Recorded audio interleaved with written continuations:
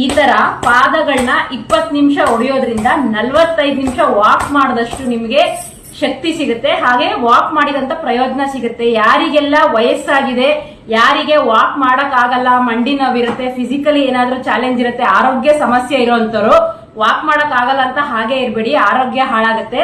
ಪ್ರತಿದಿನ ಅಟ್ಲೀಸ್ಟ್ ಒಂದ್ 10 ನಿಮಿಷ ಇಲ್ಲ 20 ನಿಮಿಷ ಈ ತರ ಎರಡೂ ಪಾದಗಳಿಗೆ ಎರಡೂ ಕೈಗಳಿಂದ ಈ ತರ ಹೊಡಿಬೇಕು. ಫಸ್ಟ್ 5-5 ನಿಮಿಷ ಪ್ರಾಕ್ಟೀಸ್ ಮಾಡ್ಕೊಳ್ಳಿ, ಆಮೇಲೆ 10 ನಿಮಿಷ ಮಾಡ್ಕೊಳ್ಳಿ, ಆಮೇಲೆ 20 ನಿಮಿಷ. ನೀವು 20 ನಿಮಿಷ ಪ್ರತಿದಿನ ಮಾಡೋದ್ರಿಂದ ಏನಾಗುತ್ತೆ, ನಿಮ್ ಕೈಯಿಂದ ಪಾದಗಳಿಗೆ ಈ ತರ ತಟ್ಟೋದ್ರಿಂದ ಪಾದಗಳಲ್ಲಿ ಹಾಗೆ ನರಗಳಲ್ಲಿ ದೇಹದಲ್ಲಿ ರಕ್ತ ಸಂಚಲನೆ ಚೆನ್ನಾಗಾಗತ್ತೆ, ಆರೋಗ್ಯ ಸಮಸ್ಯೆ ಇರೋದಿಲ್ಲ.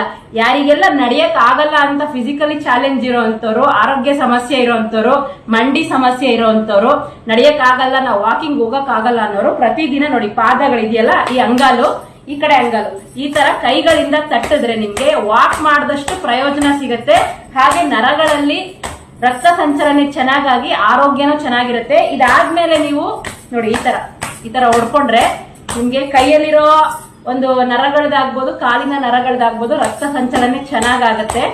ಯಾರಿಗೆಲ್ಲ ವಾಕ್ ಮಾಡಕ್ ಆಗಲ್ಲ ಅಂತವ್ರಿಗೆ ಮಾತ್ರನೇ ಇದು. ವಾಕ್ ಮಾಡ್ತೀನಿ ಅನ್ನೋರು, ಓಡಾಡ್ತೀನಿ ಅಂತ ಶಕ್ತಿ ಇರೋರು ವಾಕ್ನ ಮಾಡ್ಬೋದು. Thank you.